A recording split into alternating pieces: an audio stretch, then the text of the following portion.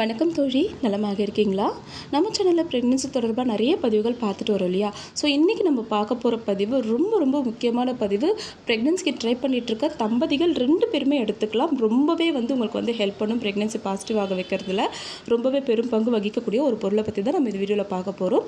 Video பார்க்குறதுக்கு முன்னாடி இன்னும் நம்ம சேனலை சப்ஸ்கிரைப் பண்ணாத தோழிகள் சப்ஸ்கிரைப் பண்ணிக்கோங்க.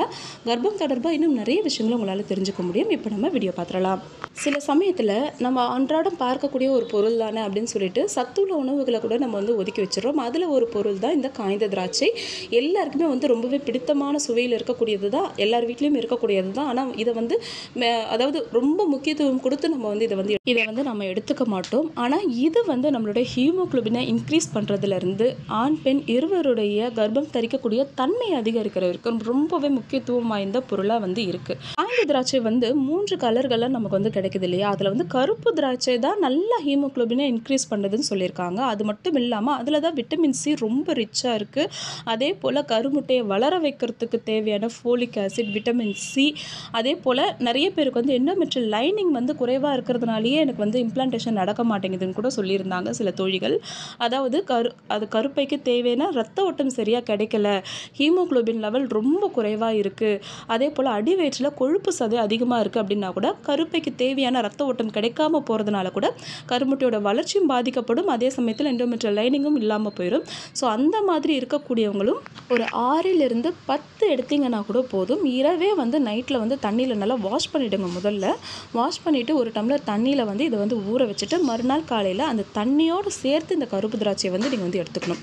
நீங்கள் அப்படியே வெறுமனே வாயில் போட்டு மெல்ல முடியல அப்படின்னா ஒரு மிக்சியில் போட்டு ஒரு அடி அடிச்சிட்டிங்கன்னா அது ஜூஸ் மாதிரி ஆகிடும். எந்த விதமான ஆர்டிஃபிஷியல் ஸ்வீட்ஸும் எதுவும் எடுத்துக்காமல் இதை மட்டுமே நீங்கள் குடிச்சிங்க அப்படின்னாலே ரொம்பவே நல்லது. இதை காலையில் எடுத்துக்கிட்டு ஒரு அரை மணி நேரத்துக்கு நீங்கள் எதுவுமே சாப்பிடாமல் இருக்கலாம். எம்டி ஸ்டொமக்கில் தான் எடுக்கணுமா? நான் ஆல்ரெடி வெந்தய தண்ணி எடுத்துக்கிறேன், ஓக்ரா வாட்டர் எடுத்துக்கிறேன், அப்போ இதை மட்டும் நான் எப்படி எடுத்துக்கிறது அப்படின்னு கேட்கக்கூடிய தோழிகளுக்கு நீங்கள் ஒரு 8 மணி 9 மணிக்கு பிரேக்ஃபாஸ்ட் முடிச்சிட்டிங்க அப்படின்னா ஒரு 11 மணி போல் நீங்கள் இதே மெத்தடில் இதை எடுத்துக்கலாம். ஆக மொத்தத்தில் நீங்கள் இந்த ரெமெடி எடுத்துக்கும் பொழுது உங்கள் ஸ்டொமக் கொஞ்சம் எம்டியாக இருந்தாலே போதுமானது.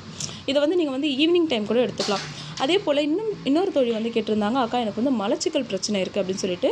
ப்ரெக்னென்சிக்கு ட்ரை பண்ணும்போது மலச்சிக்கல் பிரச்சனை இருக்கவே கூடாது. ஏன்னா மலச்சிக்கல் பிரச்சனை இருந்துச்சு அப்படின்னா கழிவுகள் சரியாக வெளியேறாமல் உங்களுடைய தேவையில்லாத ஹார்மோன்ஸ் வெளியேற முடியாமல் ரிவர்ஸ் ஆக ஆரம்பிக்கும். அப்போ கல்லீரலிலிருந்து நமக்கு வெளிவரக்கூடிய ஹார்மோன்ஸ் டிஸ்டர்ப் ஆகும், நல்ல ஹார்மோன்ஸ் டிஸ்டர்ப் ஆகும். இதனால் கூட நமக்கு ப்ரெக்னென்சி தள்ளி போய்கிட்டே இருக்கும்.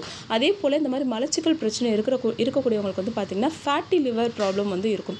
ப்ரெக்னென்சிக்கு ட்ரை பண்ணும்போது லிவர் கரெக்டான லெவலில் நீங்கள் மெயின்டைன் பண்ணணும். லிவருக்கு எந்த விதமான பாதிப்பும் இல்லாமல் பார்த்துக்கணும். அதனால தான் காஃபி கூட அதிகமாக எடுத்துக்கக்கூடாது.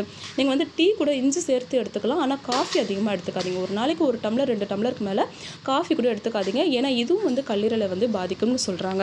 ஸோ உங்களுடைய வெயிட் லாஸுக்கும் மலச்சிக்கல் பிரச்சனை தீர்க்கிறதுக்கும் அதே சமயத்தில் கருமுட்டையோட வளர்ச்சியை அதிகரித்து எண்டோமெட்ரியல் லைனிங்கை நல்லாவே இம்ப்ரூவ் பண்ணுறதுக்கும் இது ரொம்பவே ஹெல்ப் பண்ணும். அதே போல் ஆண்களுக்கு ரத்த சோகை இருந்துச்சு அப்படின்னாலும் அவங்களுடைய செமன்ஸில் பாதிப்புகளை ஏற்படுத்தும். ஏன்னா அனிமிக்காக இருக்கும்பொழுது உயிரணுக்கள் மட்டும் கிடையாது, கருமுட்டை வளர்ச்சி கூட பாதிக்கப்படும். ஒருவேளை நீங்கள் ப்ரெக்னென்ட் ஆனீங்க அப்படின்னா கூட உங்களுக்கு ஹீமோகுளோபின் லெவல் குறைவாக இருந்துச்சுன்னா அந்த கருவிற்கு பாதிப்பை ஏற்படுத்தும். ஏன்னா ஒரு குழந்தைக்கு தேவையான சராசரியான ரத்தம் உங்கள் உடலில் இருந்துச்சு அப்படின்னா அந்த ரத்த ஓட்டம் அந்த குழந்தைக்கு பாயுது அப்படின்னா மட்டும்தான் அந்த கரு ஒழுங்காக பிடிச்சு வளரும். அதே போல் அந்த கரு ஆரோக்கியமானதாக இருக்கும்.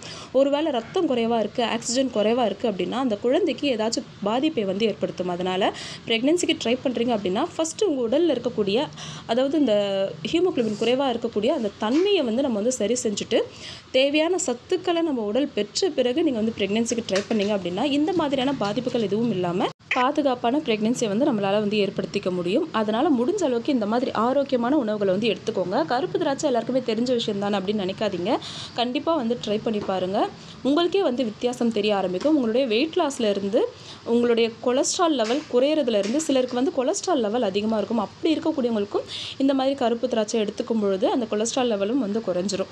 ஸோ இந்த மாதிரி எல்லா வகையிலுமே நன்மையை தரக்கூடிய இந்த கருப்பு திராட்சை மிஸ் பண்ணாதீங்க. கண்டிப்பாக முயற்சி செய்து பாருங்கள்.